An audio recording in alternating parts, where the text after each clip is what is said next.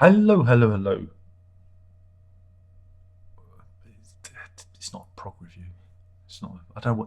This is reissue review. There's a lot of reissues out there, um, and it's tricky. It's tricky with reissues because some reissues are good and some reissues are bad, and some reissues I feel compelled to buy because I don't have them, or it turns out to be cheaper than trying to track down an original or a second-hand pressing. Um, and that's where we're here with this. What are we talking about? We're talking about the reissue of Harold Budd's The Pavilion of Dreams. This is on the Superior Viaduct label, uh, Universal Music Operations, courtesy Virgin Records. So it's under license of Universal Music, Superior Viaduct, San Francisco. I mean, I'm not sure who Superior Viaduct are. Again, some of these reissues can be a little bit dubious, i.e., not official, unofficial, and you don't know where the source is, where the tapes come from. But I believe that this is all legit and boner. So there we go. For me, the Pavilion of Dreams by Harold Budd is a remarkable record. It's up there. It's in my top. It's probably my top five if we have to do lists. And I've already reviewed it, but what the hell? Let's review it again. Should we do a little précis? I have an unusual relationship to this record because I thought I'd heard it years ago on my musical journey. Already heard it, and I'd forgotten about it. And then a few years back, when we moved here, I was kind of doing a little kind of, when you just go through things. I think I was on like an Eno trip, and I was thinking, Pavilion of Dreams. Look through my collection, look through my digital archive thing. No, it's not there. Have I heard this album? I was thinking, sure, I've heard it. So anyway, I bought a copy, and immediately thought, my God, this is brilliant. Where's this album been all my life? Um, Again, I just find it such an amazing record. One of the best. I mean, it's not Bud's debut, but it's his debut as a ambient artist, if you can call it that. It goes beyond ambient. There's so many different influences in there. Classical music. There's jazz. There's many influences running through it. That's what makes it kind of interesting. So yeah, I mean, before this, Bud had an album out which was synthesizer based. What was it called? It was called. I've got to find it. This is right. I can't find it. Cœur d'Or, or The Oak of the Golden Dreams, and he used a Buchla synthesizer, and it's an extended piece. But Bud became dissatisfied with the whole electronic music scene and started to began writing it in 1972. Recorded in 76, wasn't released until 1978 on Eno's Obscure label. It comes completely out of step again when you think about what was going on in that period. Between 76 and 78, everything was, punk and disco and rock, and there comes this. Eno comes with his Obscure record label, which featured many different artists, including Bud and Gavin Bryars, who introduced Bud to Eno. Here, listen to this. Penguin Cafe Orchestra. Like I say, it's a very interesting label, and again comes completely out of step with what was going on at the time. But that's the beauty of it. So I just find this record absolutely amazing, an amazing piece. I really do, and every time I listen to it, there's something that captures me. It captures my interest, and considering it was only Eno's recollection, it was recorded very quickly, possibly in a day.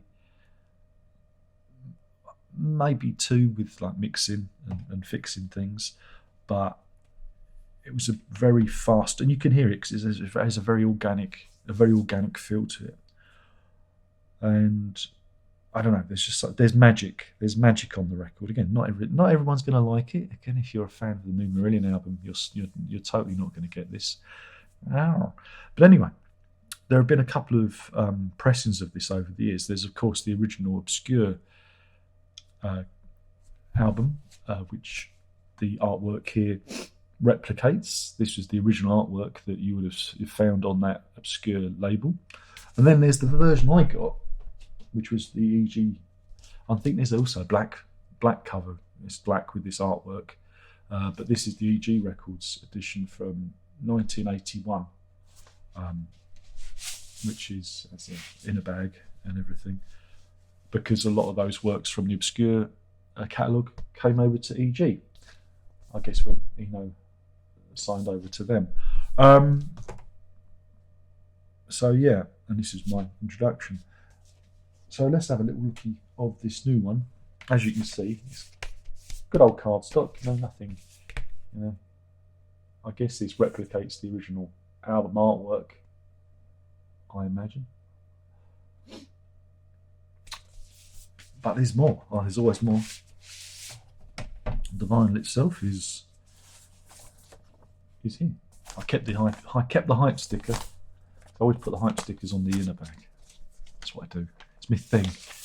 And as you can see, it's a nice, solid.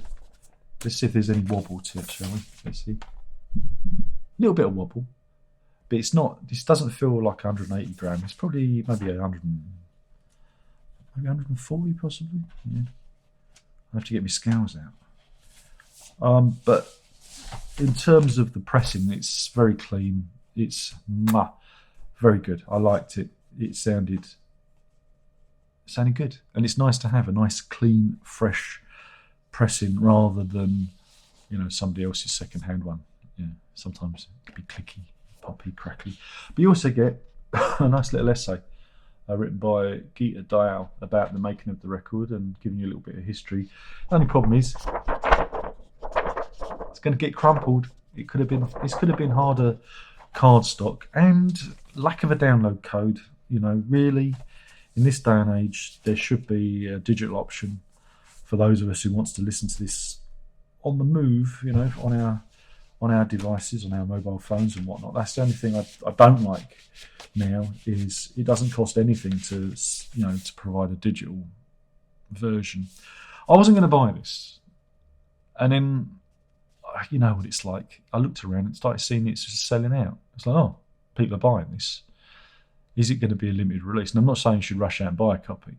This is my motivation, to get it. I thought, well, I want to see if it's a good pressing.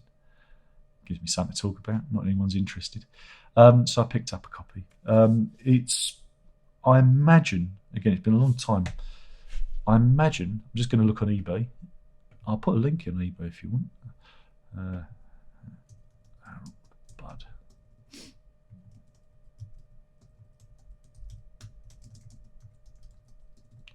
Just seeing how much original copies. Yeah, original copy. Someone's got a copy of the Obscure pressing up for, let me just pull this up, a whopping £129. So yeah, this is a lot cheaper than that. So you can see, and yeah, as you can see, if I just pull it up, the new pressing does replicate the old album artwork.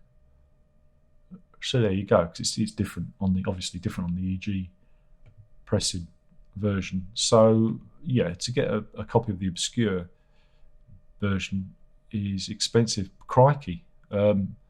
Even my version from EG is $167. Apparently, that's what the going price is there. Whether or not that's the sale price, whether or not people actually.